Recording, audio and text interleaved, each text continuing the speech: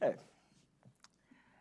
So when you grow up in the Lone Star State like myself, one of the things that's imprinted into your brain pretty early on is the idea that everything is bigger in Texas. And when they say everything, they quite literally mean everything. So trucks, belt buckles, speed limits, political mistakes especially, you name it. In Texas, big is kind of just what we do. And that's why it came as no surprise when about a decade ago now, I found myself sitting in this middle school classroom, listening to this guest speaker whose message, when summed up, was essentially the idea that we students need to start thinking big, to chase our wildest thoughts and imagine the most grandiose of ideas. And I mean, of course, he's right. After all, it's our big dreams and our big ideas that are supposed to shape the future of the world around us. But sometime several years down the road, after I'd done all my big thinking and dreaming, I began to wonder, well, now what?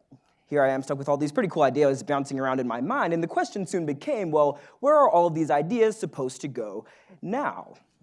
See, it wasn't enough for me to just believe in my convictions or to just dream up grand ideas. Eventually, all those supposedly extraordinary processes that were occurring in my mind would need some mechanism for release, and not just any mechanism. I mean, thoughts in general need a medium that allow them to be expressed with the same passion and ingenuity with which they were conceived. And it's funny because they always say that actions speak louder than words, but I'm not sure I ever really bought into that. In fact, I think we speak loudest when we're actually, well, speaking. Sure, our thoughts can be observed, or our actions rather can be observed and imitated even, but I believe that our words are actually felt. You know, they're able to elicit emotions across the gamut. You have inspiration, happiness, rage, joy, sadness, hatred, love, all of which are actually the very impetus for our actions. It was President Theodore Roosevelt that said to speak softly, but carry a big stick, presumably because the stick is where all the power was supposed to come from. But interestingly enough, the Oxford English Dictionary actually defines power as having the capacity or ability to direct or influence the behavior of others, which means that the effects of our words are quite literally the very definition of power itself.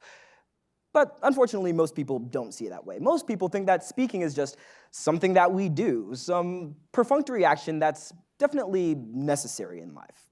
Probably even useful, but certainly not powerful.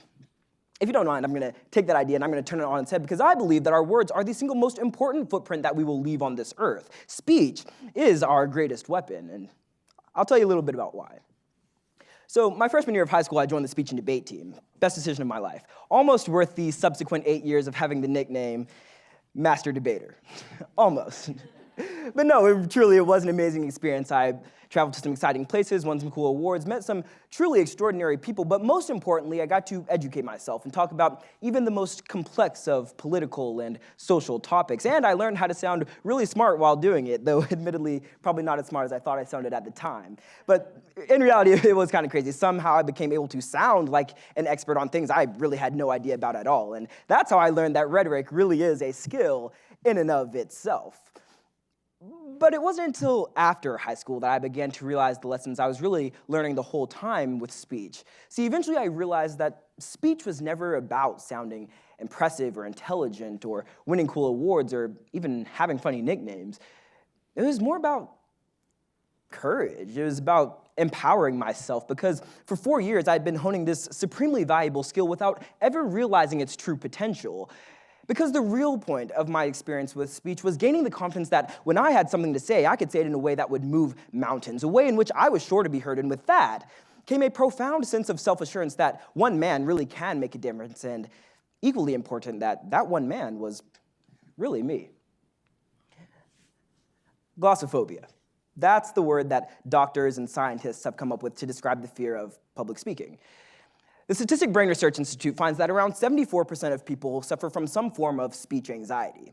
Okay, well, reworded, what that really means is that fear is the reason why 74% of people don't express thoughts and ideas that could be changing the planet. And what's worse is that public speaking might only represent a fraction of the issue. See, many people are fundamentally afraid to speak out in any setting, and I think that's what scares me. That's more of my phobia. See, it scares me to think that the key to ending world hunger or erasing racial divides could be locked away in the mind of some brilliant individual who has no idea how to get the thoughts out of their own head because he or she is afraid. And that's why honing the skills of speech and rhetoric is so empowering and so liberating, because now all of those thoughts that are trapped in the vault that is your mind, they have a way out, and you become equipped to inspire and to create using those words as a medium for all of those amazing ideas. And all of a sudden, you don't just think big, but you speak big too, and those two things together give you power beyond measure. That being said, though, power isn't always such a great thing. True, speech and communication can change the world, but nobody said it was always going to be for the better. For example, in the 1930s, Germany was still writhing in the pit of economic depression that they had dug themselves into with World War I, and with that depression came a government in shambles and a people stripped of any confidence that they might have previously held in their country.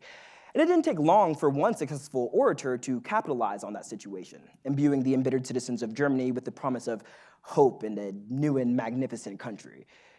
Well, that orator was Adolf Hitler. Somehow, through simple means of rhetoric, this man was able to convince an entire nation to aid him in committing one of the worst global atrocities that we've seen to date, and his rise to power all started with his words. In fact, it was Adolf Hitler himself that said that men are won over less by written than by spoken word, that every great movement on this earth owes its growth to great orators and not necessarily great writers. And all throughout history, even today, we see people all across the world, sometimes even here in the United States, able to seize the highest of political offices using nothing more than cheap rhetoric, though powerful nonetheless. The point is that there have always been and always will be people who are able to equip themselves with the weapon that is speech and use it for sometimes horrifyingly corrupt ends. And that's why we can't afford for you to be afraid. We can't afford for glossophobia to exist, because speech is one of the most powerful weapons that we, as humans, naturally possess, for better or for worse. But with so many people around the world wanting to use it for the latter, the world cannot afford for those who want to do good at Northwestern or around the country or across the globe to be scared. See, fear produces what I call this screwdriver effect, wherein one thing that a screwdriver does is follows this circular path of motion. In this situation, that's you, stuck in this perpetual struggle, constantly wanting to produce change with your voice, but being consistently deterred from doing so because of fear. And, well, because you don't do anything, well, problems get worse and troubles get bigger, which again makes you want to take action using your voice, but once more, fear stops you. And eventually this creates this cyclical process that results in your silence. But the second thing that a screwdriver does is that it, well, drives things down. And in this situation, that's your voice constantly driving those words that you meant to say back into your lungs when they should be out there doing the work that they were meant to do. And more importantly, this inhibits your ability to ever realize your true potential to change the society in which you live. And it's the combination of these screwdriver effects that leaves both you and the rest of us in society, wait for it, screwed.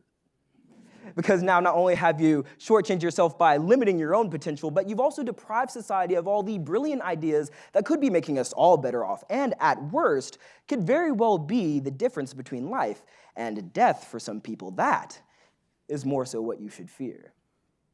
So I guess the question really is, what is it going to take for all of us to realize that we have immense power inside of us, that the words we speak are truly our greatest asset?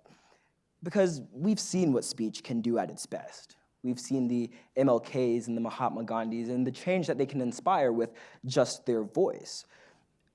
I suppose the only problem is that there just aren't enough of them, at least not yet. Because 5, all it takes is for you to realize that you already have that same power in you, that power that shatters barriers and breaks boundaries, which means 4, you are the one man that makes the difference. Your voice is the voice of change. But 3, you can't change the world with the ideas in your head if you never let them out. So 2, it's probably high time for you to get over that fear and allow yourself to express those thoughts and become the catalyst for change, because most importantly, 1, change is something that the world sorely needs. Honestly, without our words, we're kind of powerless. Even the most brilliant thoughts and ideas on the face of the planet mean nothing if they can't break the barrier of our own minds.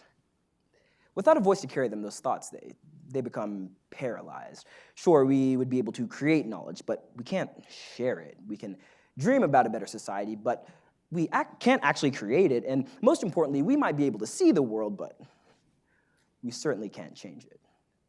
So yes, keep thinking those big Texas-sized thoughts and dreaming those big Texas-sized dreams, but if you want them to ever mean anything, you're going to have to ignore President Roosevelt. You're going to have to speak loudly enough to bring the house down, and leave the stick at home.